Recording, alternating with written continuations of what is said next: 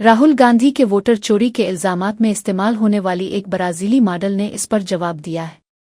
राहुल गांधी ने हरियाणा में वोट चोरी का इल्जाम लगाते हुए लारिसा नामी इस ब्राजीली मॉडल की तस्वीर दिखाई थी। इस मॉडल ने ताज़ा तरीन रद्द-ए-अमल में कहा है कि मेरी पुरानी तस्वीर इस्तेमाल करके मुझे सीमा सरस्वती कहा जा रहा है। लारिसा ने वाज़े किया कि वो ब्राज़ील की शहरी है और हिंदुस्तान ने इंतखाबी फ़ायदा हासिल करने के लिए इसकी तस्वीर का गलत इस्तेमाल किया जा रहा है।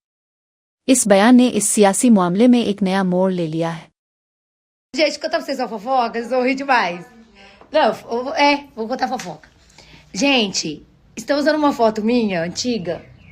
A foto é velha, tá? Ó, tava novinha na foto, devia ter uns 20 anos, 18 anos. Estão usando a foto minha pra fazer, eu não sei se é uma eleição, alguma coisa de voto, que tem que votar. E na Índia. Estão me colocando como indiana pra dar golpe nos outros, gente. Olha que loucura.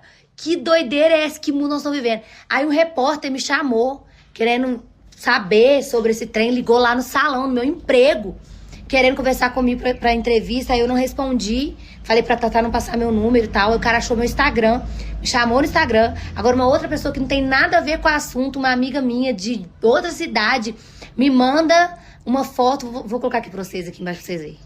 Aqui. Vocês não vão acreditar. Ô, gente.